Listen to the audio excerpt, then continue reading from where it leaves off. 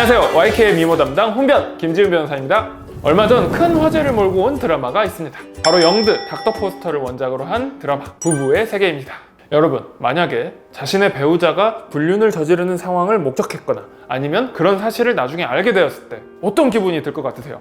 평생 나만 바라본다고 검은 머리 팥불이 되도록 나만 사랑하겠다고 약속했던 배우자가 다른 여자와 놀아나다니, 그때 받는 정신적인 고통은 이루 말할 수 없을 정도로 엄청나게 클 것입니다. 지난 2015년 2월 26일 간통죄를 헌법재판소에서 폐지함으로써 이제 불륜을 저지른 배우자를 형사처벌할 수 있는 방법은 영원히 사라졌습니다.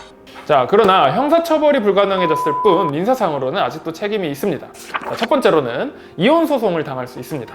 유책 배우자가 될 것이고, 유책 배우자 본인은 이혼 소송을 당함과 동시에 그로 인한 정신적 고통을 배상하라는 위자료 청구까지 받을 수 있습니다.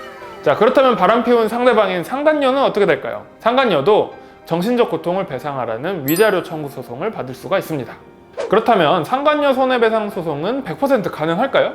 다만 이 경우에는 상간녀가 한 가정을 파탄냈거나 혹은 그로 인해서 상대방에게 정신적인 고통을 줬다는 사실에 대한 손해배상이기 때문에 그 파탄 사실 혹은 정신적인 고통을 줬다는 사실 자체는 입증을 해야 합니다. 그래서 항상 실무에서 문제가 되는 것은 이 상간녀가 유부남인 줄 모르고 바람을 피웠다라고 주장을 하는 것인데요. 유부남인 걸 알면서도 바람을 피웠다면 거의 100% 승소할 수 있습니다. 자, 그렇다면 상간녀 소송은 어떻게 해야 되느냐? 일단 소장을 작성합니다. 정신적인 손해에 대한 위자료를 배상하라는 소장을 접수합니다. 그러면 상대방에게 송달이 되고 상대방이 답변서를 내면 거기에 또 준비 서면을 내는 식으로 서면 공방과 실제 재판 공방을 오고 간 뒤에 변론이 종결되고 재판부로부터 판단을 받게 되는 거죠.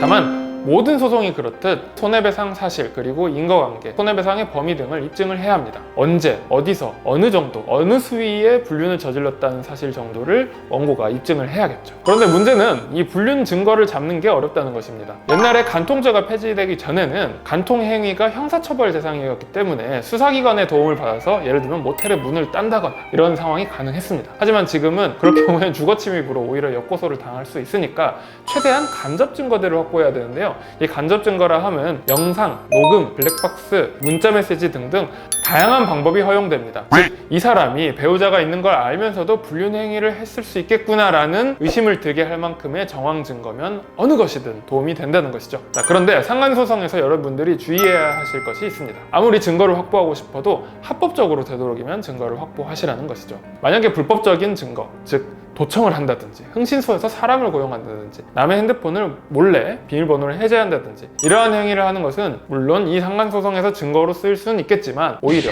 상대방으로부터 형사고소를 당하는 역공을 받고 사건이 진흙탕으로 가는 악결과를 초래할 수도 있다는 점 잊지 말아주세요. 우리 꼬시지도 넘어가지도 맙시다. 이상으로 로이어랜드의 김지훈 변호사였습니다. 안녕.